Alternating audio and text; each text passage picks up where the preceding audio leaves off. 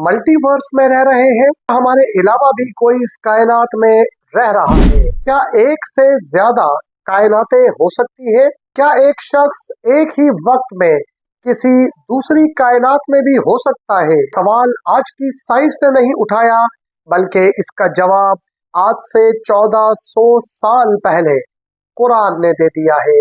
कुरान में सूरह फातिहा में अल्लाह ताला अपना तारुफ करवाते हैं, अल्हम्दुलिल्लाह रब्बिल आलमीन। तमाम तारीफें अल्लाह के लिए है जो तमाम जहानों का रब है। लफ्ज आलमीन अरबी में जमा का सिगा है और अरबी कायदे के मुताबिक जमा कम अज कम 3 या उससे ज्यादा के लिए आती है।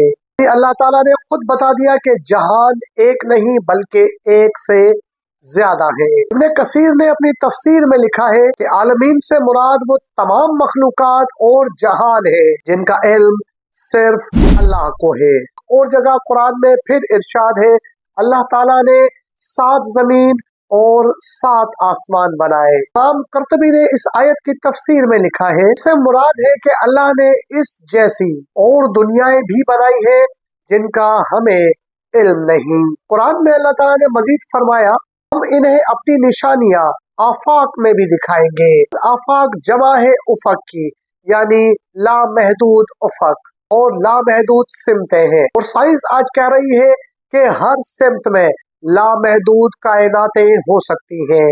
साइंस आज जिस चीज को ढूंढने और तलाश करने की कोशिश कर रही है, कुरान ने उसे आज से 1400 साल पहले खोल कर बयान कर दिया है। अल्लाह ताला जब कुछ चाहते हैं तो सिर्फ कहते हैं हो जा, और वो हो जाता है। एक कायनात बनाना अल्लाह ताला के लिए इतना ही आसान है जितना कि करोड़ों कायनातें बनाना। क्या आपको इससे पहले मालूम था कि कुरान में भी मल्टीवर्स का जिक्र मौजूद है? नहीं मालूम था तो इसलिए क्योंकि हम कुरान से दूर हैं।